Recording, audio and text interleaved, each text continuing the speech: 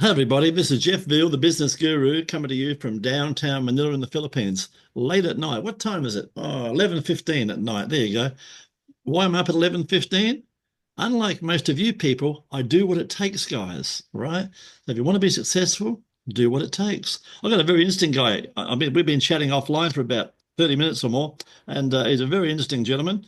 And I'm going to tell you about him in a minute, but he's very much in a niche that all you professional people need. So, and he's a really friendly guy.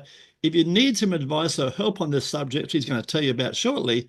Pick up your bloody phone and reach out and have a chat. Costs you nothing to have 10 or 15 minutes of his time to see if he can help you. And if he can't, and he probably can, he'll be able to tell you someone who can help you. He's done this for a long, long time. Don't forget that, guys. So it's my great pleasure to welcome to the stage Joseph C. Bartolo, JD. And Joseph is a current title is a sales director. His company is called Discernis. He'll pick me up on that shortly if I'm wrong. Industry legal technology. Been doing this forever, 21 plus years, guys. So he's a legal nerd in the true sense, right? He loves technology as well. Brief description of his business: generative AI solutions for legal document review and litigation. This is some area you want to try and stay away from, guys. But when you do get in that area, here's a man to help you, right? Key achievements or projects founded less than a year ago and founded and obtaining funding for that. Personal motto philosophy: I like to try and learn from others and also share whatever knowledge I can offer. And I can tell you something I can tell you, guys. I hired 3 business coaches years ago. 2 of them were hopeless. They paid me to coach them in the end. The third one, I didn't even like the guy. My ego was in the way, but I paid him $20,000 to learn this. I'm going to give it to you for free. You don't know what you don't know. And I made millions of dollars from that, right? That's just that one simple saying. It's so true. If you don't know, find out. Put your hand up. If you don't know, you don't know, right? So back to our friend Joseph here.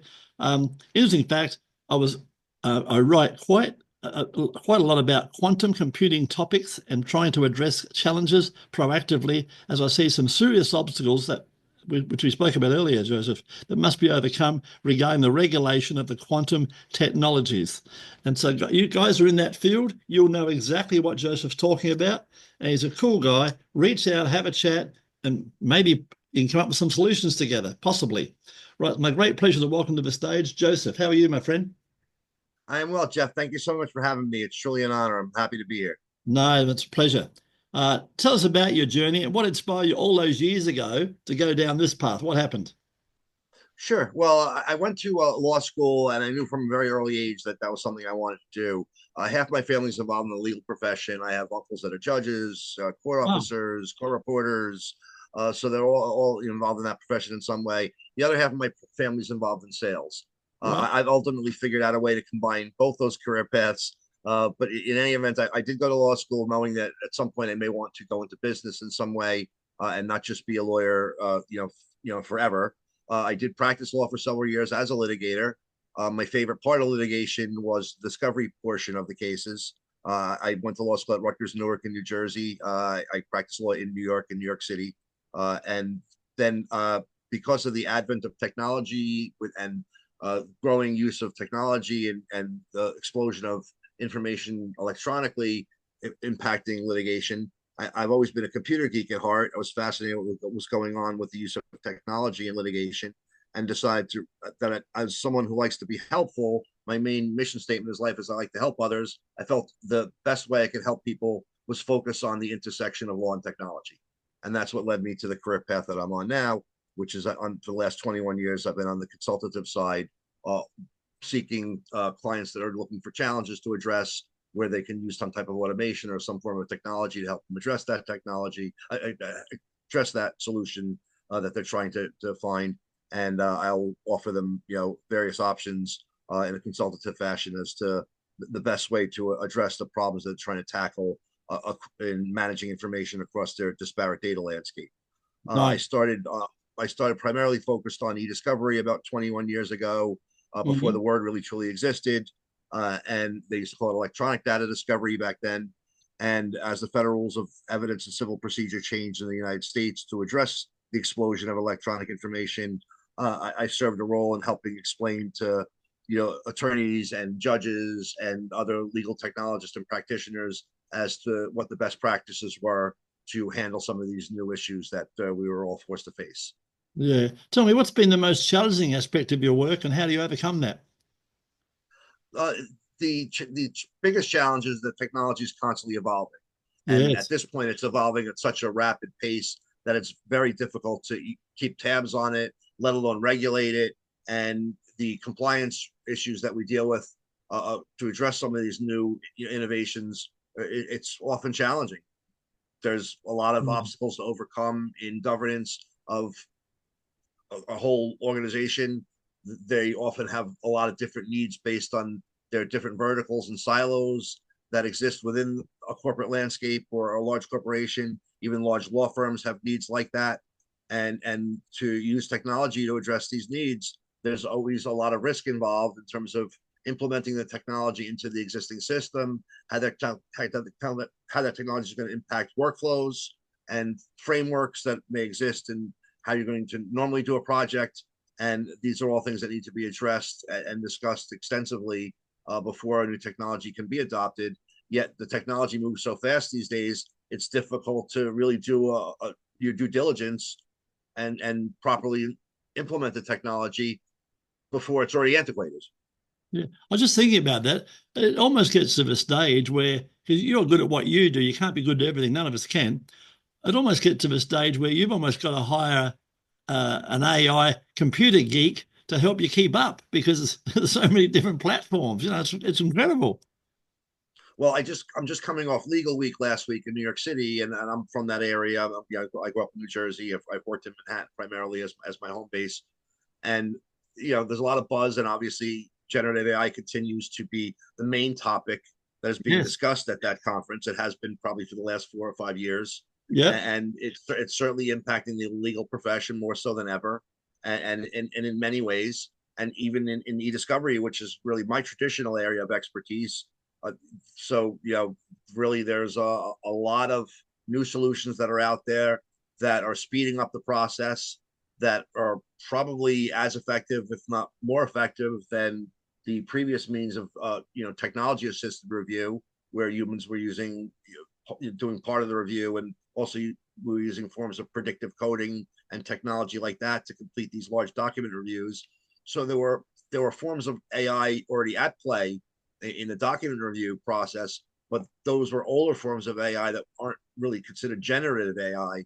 So the generative AI solutions are even more powerful, and and especially agentic ones that are purpose built to perform a specific task. So there are some purpose built solutions that are available now that are designed really to not essentially replace attorneys, but maybe reduce the attorney count that is required to do a document review, because the artificial intelligence can do a large portion of the project itself, and then you have humans in the loop to check the accuracy and make sure it was proper and was functioning at acceptable rates.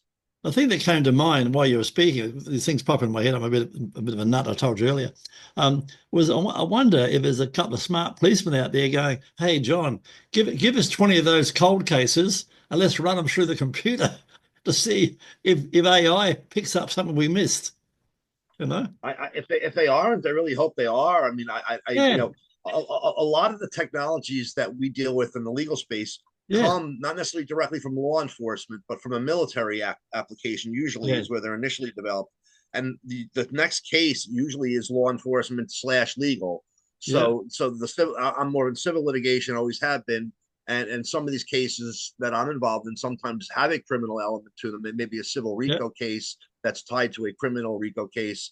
But certainly, I think law enforcement are using some of the similar technologies that we use to do investigations. And I'd imagine AI has become much more prevalent, and they should look at some old case files. Absolutely. Why not? They're sitting there doing nothing anyway. Yeah. Just put someone in the corner and say, run these through and let me know if you pick up any abnormalities. Interesting. Interesting. I mean, some of these chatbots are free. I mean, they have premium versions that they want you to pay for, but they have free offerings. So why not? It's not like it costs the state money to do that. If you have a detective that has that opportunity, and I think that would be beneficial. Just for those who watching this podcast, I'll give you a clue, guys. If you're an old guy like me, this will give you a shock. I won't tell you the outcomes. Run your blood test through ChatGPT and see what the doctor says versus what AI says. It's quite interesting. And but Interesting. don't, I mean, take everything with a grain of salt. Use your own common sense. But I had a particular one. I'll tell you very quickly. A number nine on mine. Doctor told me how wonderful I was. 77. I hope I'm not going to be like you, Jeff, when I'm your age. Anyway, I go away feeling pretty good. And about 6 months later, it's on my desk sitting here, and I thought, oh, let me run my blood test through AI just for the fun. Anyway, number nine was this. There was a few different ones, but number nine said, you should be 100 and you are 900. And I'd been sitting here really feeling really bloody tired, right? Matchsticks in my eyes. I work long hours and I'm an old guy, so I feel I should be tired, I guess. Anyway, what it was lack of, I didn't think about it. It was, the doctor never told me, it was lack of vitamin D. I'm spending Mm, 15, 16 hours a day in front of my computer and not getting any sunshine. sunlight. There it was. And you don't know this shit until you find out, right?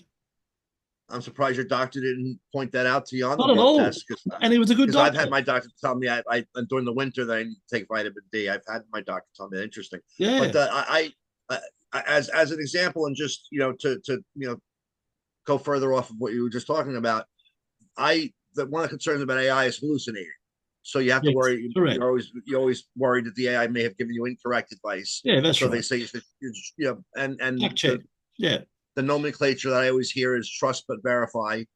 Some people have turned that recently to verify but trust, because sometimes it spits out nonsense that you can tell is garbage Yeah. right off the bat. But Correct. if you're concerned, a useful process would be, since there are multiple chatbots that are free, That's take an right. answer you get from ChatGPT, cut and paste it, run it through Google Gemini, or run it through Yeah. Grok, or run it through Claude or Perplexity, or Yeah. Claude, or one of the other free, Copilot, one of the other free AI That's right. technologies, See what it says. Yeah. and say, is this accurate? Is this right? And so obviously, right there off the bat, if it's really a hallucination from one of the first chatbots you asked, the next chatbot's going to say, "Wait a minute, that doesn't This is seem bullshit. Yeah. accurate information." Yeah, so yeah, it's an easy means of. It only takes a few seconds to check Correct. the Yeah. veracity of Yeah. some of Good. these AI statements. Yeah. Good advice, my friend. Tell me, moving on, in your opinion, what are the key qualities and skills that have contributed to your amazing success? I think I like people, and I can't necessarily say I've had amazing success. I mean, I've enjoyed my career. Yeah. I'm hoping to have even greater success in the years ahead of me. But certainly in terms of networking, I have a large network of people that I enjoy chatting with, and I really enjoy my legal tech colleagues. I think they're very like-minded to me in many ways, and I enjoy the larger conferences like Legal Week and ILTACon, because I like being around multiple people that think the same way I think, Mm. and they're interested in addressing the same challenges that I see that we have ahead. Yeah. Having spoken to Joseph and bored him for half an hour before we came on, he's a great listener. So and he should be as a lawyer, he's got good empathy. He listens, right? So he's got great empathy and integrity, and he's a lifelong learner. That's a big one, guys. I'm 77. I'm still learning. They used to call me the marketing godfather. Now, some people out there call me the marketing grandfather. And I laugh because they're stupid, because I know more than what I knew yesterday, right? So even though I'm older, I know more. So and you can't buy wisdom, guys. It doesn't come in the Kellogg's cornflakes box, right? Tell me, Joseph, what's your secret? How do you stay motivated and can keep? You told me earlier you're a bit of a geek. How do you keep innovating in your field? What's the secret there? Technology does that for me. I can't keep up. I used to like to read fiction. I still try to write some fiction on the side, just to to clear my palate from all the things I Yeah. read that are nonfiction and technology related. But there's so much to read and so much to absorb that's Mm. nonfiction, that's about developing technologies and challenges and incidents where it hasn't performed how they expected to perform, and that caused a risk or a possible litigation, and or harm to someone. So a lot of these technologies now, even things like driverless cars, that they can Yes. actually harm people if they're not functioning properly. Yeah. So there's a lot of risk out there, a lot of risk that needs to be managed. And I love technology. I'm a fan of technology. I'm a fan of innovation, but I have a love-hate relationship with technology too, because I see how devastating technology can be in other ways, and how not governing it properly can cause so much risk and really some potential serious damage. And moving forward, the technology is becoming so powerful as AI becomes more powerful, and quantum computing is on the rise and further developed. We're going to have some super powerful computers that really can be weaponized in the hands Yeah, of wrong well, people. you just saw the look at the war. Who would have thought about drones being used for that purpose years ago? Like interesting, Yeah, wasn't it? There's drones and going out, and there's other yeah, drones shooting them down, unbelievable. and you're going to have a computer that's going to be able to turn those drones off. So you'll Yeah, be able to turn the enemy's drones off in mid-flight. So computers are going to be part of the weapons on the battlefield as yeah, well. So that's always something that needs to be governed and watched. yeah, And there's more and more clandestine technologies being developed, where an definitely. employer can essentially spy on their employee without their employee even knowing that's going on. And that's there are certain legal ramifications that involves that not necessarily illegal, but it's available. And to the corollary, there's more and more ephemeral messaging apps where the instant message disappears in short time, and business correspondence is taking place this way, and that's really illegal, because these are business records that need to be kept for whatever level of time they need to be kept for, and they're not, because they're disappearing in minutes, and people are making deals this way online with apps like that. And that's Yeah, another governance challenge that is right now a little bit beyond our means of properly managing, because we're not being able to see those messages when litigation may arise, and there's an obligation for us to be able to see those messages. yes. Joseph, tell us about a recent project or achievement amongst your many. Tell us one you're particularly proud of, my friend. I'm proud of my involvement with LDI, LDI.org. It's the Legal Data Intelligence Group. It was founded a little over 2 years ago. It's an Nice. initiative. It's a cross-disciplinary think tank of different people, ranging from cybersecurity professionals, data privacy professionals, legal operations people, attorneys that are focused on information, whether it be litigation attorneys that are e-discovery, or governance attorneys that are worried about managing the information, and knowledge management professionals.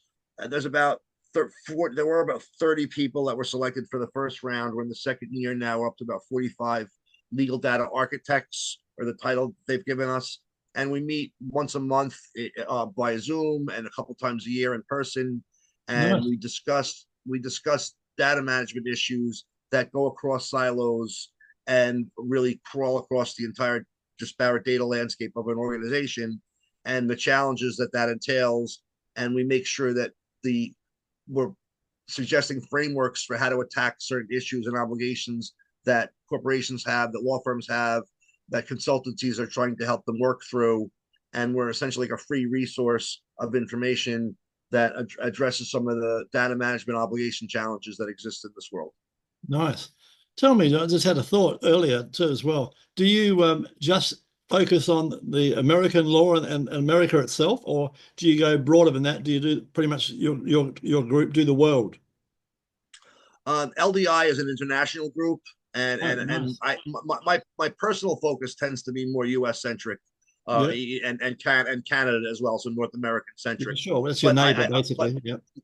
right, but I do deal with international issues as well, because a lot of the corporations we deal with are global Yeah, multinational sure. They might have organizations, headquarters in New York, but be all over the world. I get it. Yeah, that's and right. data all over the world, and that Yeah. leads to different litigation disputes over whether or not the data is even allowed to come into America when there's a lawsuit, or whether it might to be Well, removed they're first in having like that with AI. Ireland They're or the having issues with EU. AI, aren't they? Remember, they're having Well, they try to get rid of ChatGPT, and they want to go, the government wants to go over to Claude, and there's even issues in yeah, that yeah, area. That's a yeah, very and yeah, very recent. yeah, very recent, and that's national security related for the directly work with the federal government. But obviously, as private individuals, we can pick and choose which tools we use. But there's still different data obligations at the organizational level, and there's different data privacy laws. The largest and most commonly referred to as the GDPR, the European Data Privacy Regulation, and that impacts America, because if you're like a Walmart, or you're a Coca-Cola or McDonald's, obviously there's things you're doing and selling overseas, Yep. and there are European citizens that could assert their data privacy rights. And as a American-based organization, you still have to be prepared to respond to those, or you can get fined for your European operations. And big money, no doubt. Big money. Big money, big money. Yeah, big money. Yeah. 2% of their annual GDPR are the potential fines for GDPR violations. So the fines can be very significant. Yes. Yeah, sounds like it. Tell me, a 20-year-old comes to you, might be a son, a daughter, a nephew, or a niece, and they go, Joseph, I've just got my hat. I've just come out of university. I've just qualified. What would you tell them to do with themselves? But definitely learn all you can about artificial intelligence, because it's not going away. It's going to probably impact all job roles. I have a 20-year-old son, 21-year-old son. He's at the university. He's at the University of Missouri. He's my own child. I've had a few years ago, I've been telling him he should study coding, which he really didn't follow my advice on. But and it's probably wise in that regard, because you don't really necessarily need to know coding so much anymore, because AI can do a lot of the coding for you. But you learn AI, and certainly learning a little bit about coding won't hurt. I mean, if you learn Python and things like that are behind, the programs behind the scenes, it'll just help advance your knowledge as well. But I think artificial intelligence is going to impact just about every vertical industry that there is. So learn as much as you can about that. And then my other advice is find something that you find interesting personally, because there's a lot of things you could do there's a lot of things you could do in life. And if you're doing something for a living that you don't find interesting, you're most of your days are going to probably be drudgery, and that that's not, obviously I understand the need to get a paycheck, but try to find something that you're interested in, because you'll have a more enjoyable life that way. Yeah. Gary Vee said something recently. I was laughing. He talked to young people. He said, listen, you can stuff around till you're 40. And he's right. He said, you've still got 20 years left to make a fortune, you got plenty of time, whereas you and I have got limited time compared to them, right? Yeah. But, we're all in the same boat, right? Fantastic times. I love it, Yeah. I saw a video online recently like that. I think the woman was 64 or 68, and was a younger person encouraging her, saying, hey, you still have years ahead of you. You can start over again now and learn something new now, and pursue that, and it was, sort of very motivational. Yeah, I lost 20 million with COVID came along, guys. I got left in Asia with a pen, so I had to come back, whether I liked it or not. And AI has given me a new lease of life. I love it. And I tell people jokingly, I say, I wish it was $1,000, because then less people would use it. And there wouldn't be so much bloody noise out there, number one. And I get clients of mine, you'll laugh at this, Joe.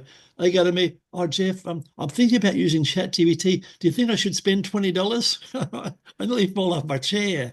My friend, it's the best employee you'll ever have, right? Oh, yeah. I love it too, personally, and I have a lot of fun with it too. I've been doing deep fakes before AI even allowed you to generate deep fakes. So I was kind of making my own, and nice. In a more laborious, painstaking manner. But AI has made that so easy to do. I was at Relativity Fest in Chicago in October, and Phil Saunders, the CEO of Relativity, was on stage, and I took a picture of him, and I had Grok Imagine make him take a bow on stage. I posted it on LinkedIn. I posted it on LinkedIn in real time while he was still on stage.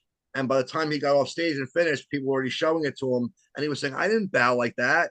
And it was like, yeah, because Joe Bartolo made the deep. So she sought me out afterwards, and he was like, that was pretty funny or whatever. He's like, I really thought I bowed for a second. I was like, I don't remember bowing like that. And he told me, you're very dangerous.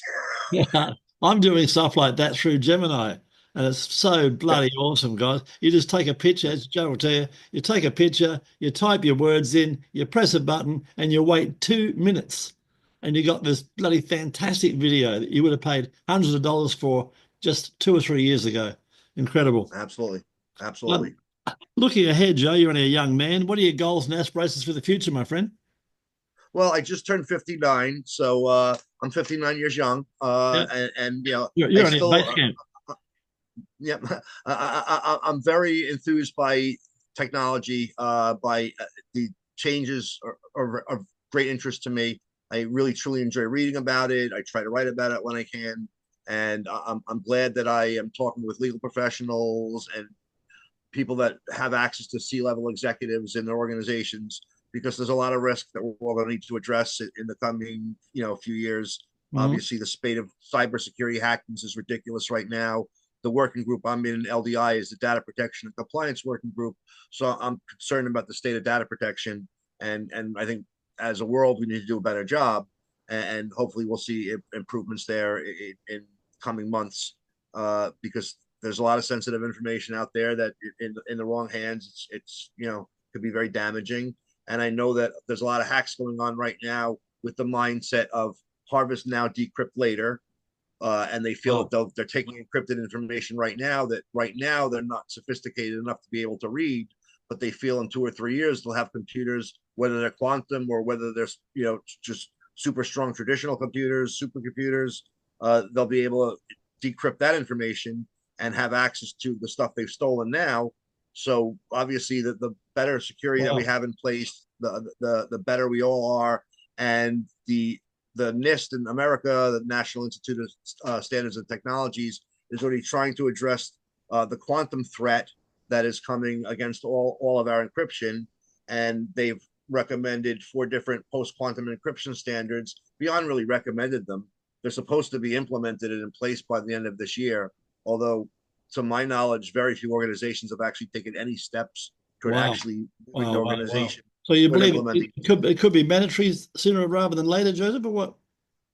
I think that a lot of the hackings that are taking place now, within 5 years, they'll have strong enough computers to decrypt some of that information. And there's people's social security numbers in there in America, and other identifying numbers for other countries, and people's birth dates, and sensitive information about the people that the people wouldn't necessarily want exposed, that will be able to be decrypted. And whatever other military or technology secrets that may still be relevant at the time, but they'll be able to decrypt a lot of information that right now they've stolen, and they know they can't access it right now, but they feel eventually they'll be able to access that stolen information. Yeah, amazing. Anyway, guys, this is like talking to a friend, and 15 minutes of fame, that's what it's all about. Every man and woman's got a story, including you watching this right now. And what we're going to do for Joseph, we're going to turn this whole interview into a mini movie all about him. We're going to put it on Quora, Reddit, LinkedIn, Facebook group, YouTube, and of course our new school platform with all his social media links, potentially putting him in front of hundreds of his peers. So imagine that, guys. That's the power of this thing. And Joseph at the other end, he's going to go on LinkedIn and say, I was interviewed by the guru. He's going to put it out there too to make himself more of an authority than he already is in his own field. So we'd love to invite you to come on 15 Minutes of Fame and join us. I want you to think about this, guys. TV commercial sets you back about $20,000. People are watching Netflix, the commercial comes on, they don't sit there and watch your commercial. They jump up and grab a beer, they grab a hot dog, or they go to the toilet. They miss the whole darn thing. 10 radio spots, they'll play them like they promised you. They invariably play them at 1 or 3 o'clock in the morning, right? No one hears them. Come on, 15 Minutes of Fame, and we'll make you famous. Before we wrap it up, Joseph, it's been a pleasure talking to you, my friend. What's a fun fact about yourself when you're not being a nerd? What's a fun fact about yourself that most people do not know? Some of the people in the industry know this, but I went to college with who's very famous in probably the world, but certainly in America, Adam Sandler, the comic actor. He and I played football on the same tag football team for 2 years. I lived in the same dorm. Yeah, I lived in the same dorm with him for 3 years, and he graduated 1 year ahead of me. So is he really that stupid in real life? I've been watching YouTubes on him lately. Just funny you should mention him, and he's so nerdy, right? Unbelievable. He's nerdy, but he was always funny. Even as off stage, he was funny. Yeah, and even back then, he was already doing stand up even in college. Yeah, he's a natural, isn't he? He's a natural. He honed his act. He definitely has improved. I mean, certainly a great talent. And his roommate from college, which a lot of people don't know, is a gentleman named Tim Herlihy, who went on to NYU Law School out of NYU undergrad. And Tim actually has written most of the movies Adam has been in. Fantastic. So what a team, eh? What a team. Yeah. Yeah. That's a cool fact, my friend. Tim I also knew and was also on the same tag football team, as well as another gentleman named Frank Karachi. And Frank Karachi was in the Tisch School of the Arts. He became a movie director. He directed a couple of movies Adam's been in, including The Water Boy. And then Jack Giarputo was another person who lived in the dorm with us. and Happy Madison Productions is Adam Oh, Sandler and Jack Giapputo. So these are all people that lived in my dorm, you know, that I used to hang fantastic. out with What a back in my team, huh? college days. Yeah, Yeah. there you go. They knew how to network. Those boys knew how to network, right? Yeah, I hung out on the 14th floor in my college dorm. They all lived on the 17th floor. I should have spent more time on the 17th floor, I guess. Yeah, that's pretty cool. Pretty cool. All right, my friend, we're about to wrap it up. Any last words for our audience, Joseph? No, I really appreciate you having me on, Jeff. People that know me know I go by Joe. So if you're talking to me or meet me, I'm Joe Bartolo. Nice to meet you. Again, thank you for having me on, Jeff. I really appreciate the opportunity, and I will stay in touch with you. And I certainly will recommend to my colleagues that they participate in this exercise as well. Okay, much appreciated.